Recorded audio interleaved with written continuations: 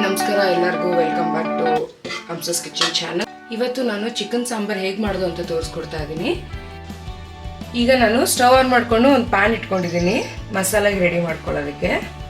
ಈಗ ಇದಕ್ಕೆ ಸ್ವಲ್ಪ ಎಣ್ಣೆ ಹಾಕೋತಾ ಇದ್ದೀನಿ.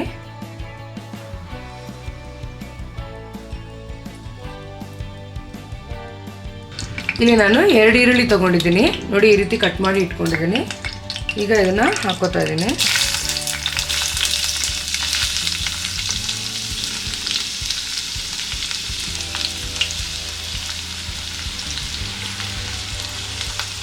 ಒಣಗಿದ ಮೆಣಸಿನ್ಕಾಯಿ ಒಂದು 10ರಿಂದ 11 ಇದನ್ನು ಕೂಡ ಹಾಕೊಳ್ಳೋಣ. ಬೆಳ್ಳುಳ್ಳಿ 2 ಗಡ್ಡೆ ಸಿಪ್ಪೆ ಬಿಡಿಸಿ ಇಟ್ಕೊಂಡಿದ್ದೀನಿ.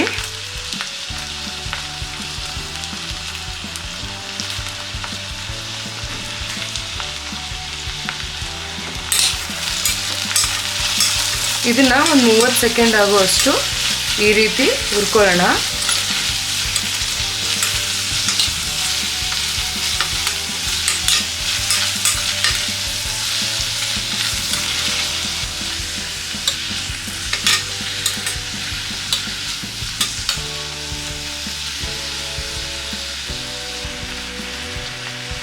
ಈಗ ಇದಕ್ಕೆ ನಾನು ಅರ್ಧ ಸ್ಪೂನು ಸೋಂಪು, 1 ಸ್ಪೂನು ಹುರ್ಗಡ್ಲೆ, 1/4 ಸ್ಪೂನ್ ಮೆಣಸು, 2 ಇಂಚು ಚಕ್ಕೆ, 4 ಲವಂಗ ಹಾಕೋತಾ ಇದ್ದೀನಿ.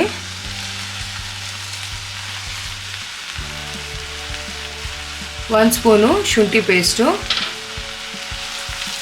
ಈಗ ಇದನ್ನೆಲ್ಲ ಹುರ್ಕೊಳ್ಳೋಣ.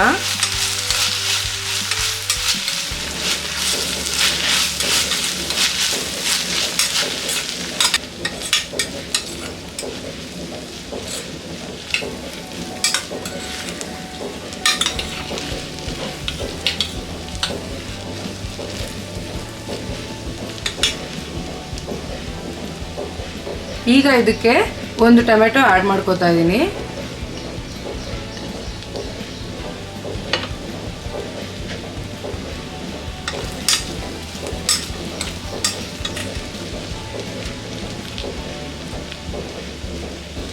ಈ ರೀತಿ ನಾವು ಎಲ್ಲ ಪದಾರ್ಥಗಳನ್ನ ಹುರ್ಕೊಳ್ಳೋದ್ರಿಂದ ಮಸಾಲ ಕೂಡ ಚೆನ್ನಾಗಿ ಬರುತ್ತೆ, ಟೇಸ್ಟ್ ಕೂಡ ಚೆನ್ನಾಗಿ ಬರುತ್ತೆ. ನೀವು ಎಷ್ಟು ಹುರ್ಕೋತಿರೋ ಅಷ್ಟು ಟೇಸ್ಟ್ ಬರುತ್ತೆ.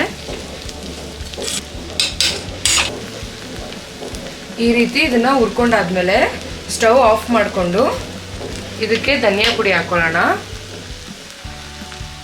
ನಾನಿಲ್ಲಿ 2 ಸ್ಪೂನ್ ಧನಿಯಾ ಪುಡಿ ಹಾಕೋತಾ ಇದ್ದೀನಿ.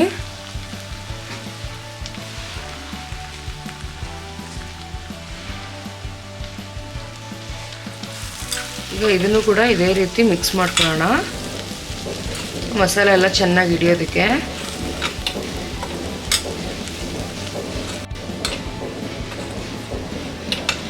ನೋಡಿ, ಈ ರೀತಿ ಮಿಕ್ಸ್ ಮಾಡ್ಕೊಂಡಾದ್ಮೇಲೆ ಇದನ್ನು ಕಂಪ್ಲೀಟಾಗಿ ತಣ್ಣಗಾಕೋದಕ್ಕೆ ಬಿಡೋಣ.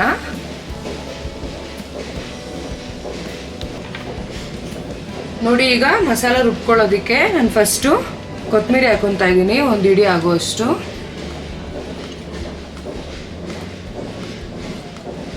ಈಗ ಇಲ್ಲಿ ಅರ್ಧ ಕಪ್ ಆಗುವಷ್ಟು ನಾನು ತೆಂಗಿನಕಾಯಿ ಕೂಡ ಹಾಕೋತಾ ಇದ್ದೀನಿ.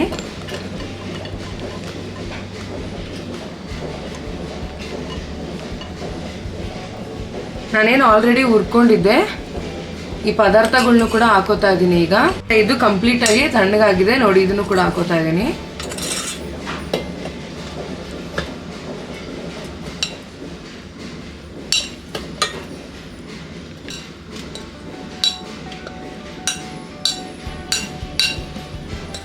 ಈಗ ಇದಕ್ಕೆ ಸ್ವಲ್ಪ ನೀರು ಹಾಕೊಂಡು ನುಣ್ಣಗೆ ರುಬ್ಕೊಳ್ಳೋಣ.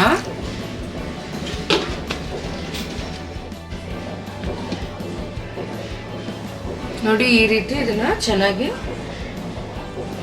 ರುಬ್ಕೋಬೇಕು. ನೋಡಿ ಎಷ್ಟು ಸಾಫ್ಟಾಗಿ ಬಂದಿದೆ. ಈ ರೀತಿ ನುಣ್ಣಗೆ ರುಬ್ಕೋಬೇಕು. ಬನ್ನಿ ಈಗ ಒಗ್ಗರಣೆ ಹಾಕೊಳ್ಳೋಣ.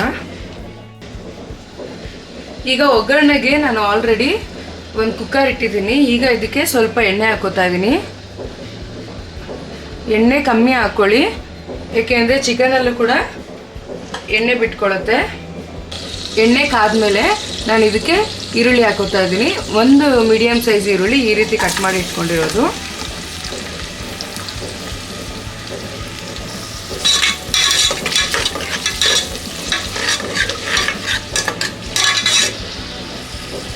ಈಗ ಇದಕ್ಕೆ ನಾನು 1 kg ಚಿಕನ್ನ ಹಾಕೋತಾ ಇದ್ದೀನಿ. ಪೀಸ್ಗಳನ್ನ ನೀವು ಆದಷ್ಟು ಚಿಕ್ಕ ಚಿಕ್ಕದಾಗಿ ಕಟ್ ಮಾಡಿಸ್ಕೊಳ್ಳಿ, ಆಗ ಅದಕ್ಕೆ ಮಸಾಲ ಕೂಡ ಚೆನ್ನಾಗಿ ಹಿಡಿಯುತ್ತೆ.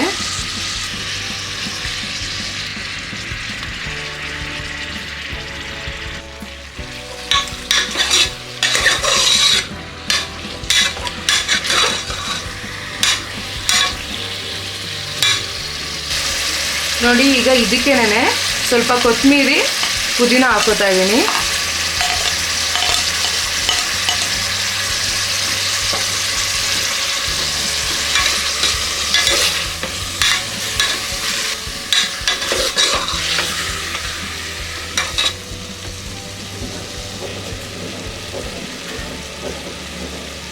ಈಗ ಇದಕ್ಕೇನೆ ಸ್ವಲ್ಪ ಉಪ್ಪು ಹಾಕೋತಾ ಇದ್ದೀನಿ.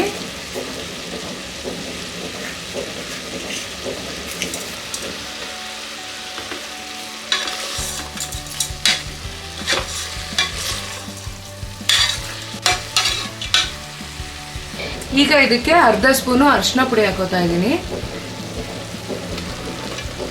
ಈಗ ಇದನ್ನ ಮಿಕ್ಸ್ ಮಾಡ್ಕೊಳ್ಳೋಣ. ಇದನ್ನ ಇದೇ ರೀತಿ ಚಿಕನಲ್ಲಿ ನೀರಿನ ಅಂಶ ಬಿಡೋ ತನಕ ಇದನ್ನ ಇದೇ ರೀತಿ ಫ್ರೈ ಮಾಡ್ಕೊಳ್ಳೋಣ. ನೋಡಿ, ಈ ರೀತಿ ನೀರೆಲ್ಲ ಬಿಟ್ಕೊಂಡಾದ್ಮೇಲೆ ಈಗ ಇದಕ್ಕೆ ನಾನೊಂದು ಅರ್ಧ ಸ್ಪೂನ್ ಆಗೋಷ್ಟು ಚಿಲ್ಲಿ ಪೌಡ್ರ್ ಹಾಕೋತಾ ಇದ್ದೀನಿ. ಅರ್ಧ ಸ್ಪೂನ್ ಸಾಕು, ಯಾಕೆಂದರೆ ನಾವು ಆಲ್ರೆಡಿ ರುಬ್ಕೋಬೇಕಾದ್ರೆ ಒಣಗಿದ ಮೆಣಸಿನ್ಕಾಯಿ, ಮೆಣಸು ಎಲ್ಲ ಹಾಕೊಂಡಿದ್ದೀರಿ. ಇದು ಜಸ್ಟ್ ಕಲರ್ಗೋಸ್ಕರ ಅಷ್ಟೇ.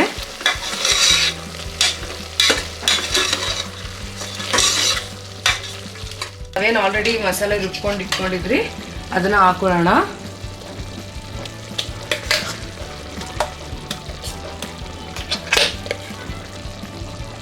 ಸ್ವಲ್ಪ ಜಾರಿಗೆನೆ ನೀರು ಹಾಕ್ಕೊಂಡು ಈ ರೀತಿ ಹಾಕೊಳ್ಳೋಣ.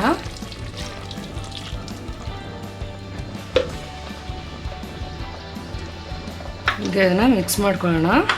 ನಿಮಗೆ ಸಾಂಬಾರು ಥರ ಬೇಡ ಅಂತಂದರೆ ಇದನ್ನು ಗ್ರೇವಿ ಥರ ಕೂಡ ಮಾಡ್ಕೊಳ್ಬೋದು. ನೀರು ಕ್ವಾಂಟಿಟಿ ಸ್ವಲ್ಪ ಕಮ್ಮಿ ಹಾಕ್ಕೊಳ್ಳಿ ಅಷ್ಟೇ. ನಿಮಗೆ ಎಷ್ಟು ತಿಳಿ ಸಾರು ಥರ ಬೇಕು ಅಂತಂದರೆ ಅಷ್ಟು ನೀರು ಹಾಕ್ಕೊಳ್ಬೋದು, ಅಥವಾ ಗ್ರೇವಿ ಟೈಪ್ ಬೇಕಂದರೆ ಇದನ್ನು ಇದೇ ರೀತಿ ಗಟ್ಟಿಯಾಗಿ ಮಾಡ್ಕೊಳ್ಬೋದು.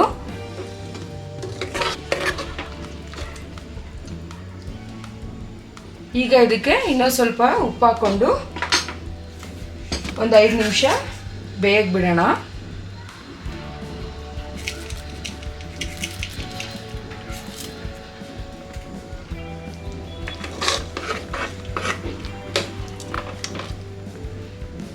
ಈಗ ಇದು ಒಂದು 5 ನಿಮಿಷ ಬೇಯಕ್ಕೆ ಬಿಟ್ಟು ಆಮೇಲೆ ಕುಕ್ಕರ್ ಮುಚ್ಚೋಣ. ನೋಡಿ, ಈ ರೀತಿ ಕುದಿ ಬರ್ತಾ ಇರ್ಬೇಕಾದ್ರೆ ಇದನ್ನು ಸ್ವಲ್ಪ ಮಿಕ್ಸ್ ಮಾಡ್ಕೊಳ್ಳೋಣ. ಇವಾಗ ಟೇಸ್ಟ್ ಚೆಕ್ ಮಾಡ್ಕೊಳ್ಳಿ, ಉಪ್ಪು ಎಲ್ಲ. ಉಪ್ಪು ಏನಾದರೂ ಕಮ್ಮಿ ಅನಿಸಿದ್ರೆ ಇವಾಗಲೇ ಹಾಕೋಬಿಡಿ. ಮತ್ತು ನೋಡಿ, ಈ ರೀತಿ ಸ್ವಲ್ಪ ತುಂಬ ತಿಕ್ಕಾಗೂ ಇಲ್ಲ, ತುಂಬ ತಿಳಿಯಾಗೂ ಇಲ್ಲ, ಈ ರೀತಿ ನಾನು ಮಾಡ್ಕೊಂಡಿದ್ದೀನಿ. ನಿಮಗೆ ಇನ್ನೂ ಸ್ವಲ್ಪ ಗಟ್ಟಿಯಾಗಬೇಕು ಅಂದರೆ ಇದಕ್ಕೆ ನೀರು ಸ್ವಲ್ಪ ಕಮ್ಮಿ ಹಾಕ್ಕೊಳ್ಳಿ ಅಷ್ಟೇ. ನಿಮ್ಗೆ ಇನ್ನೂ ಸ್ವಲ್ಪ ನೀರು ಥರ ಬೇಕು ಅಥವಾ ತಿಳಿ ಸಾರು ಥರ ಬೇಕು ಅಂತಂದರೆ ಇನ್ನೊಂದು ಸ್ವಲ್ಪ ನೀರು ಹಾಕ್ಕೊಳ್ಳಿ. ಈಗ ಇದನ್ನು ಮುಚ್ಚಿಡ್ತಾ ಇದ್ದೀನಿ.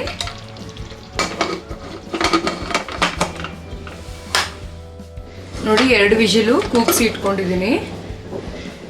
ನೋಡಿ, ಈ ರೀತಿ ಬಂದಿದೆ. ನೋಡಿ ಎಷ್ಟು ಚೆನ್ನಾಗಿ ಬಂದಿದೆ.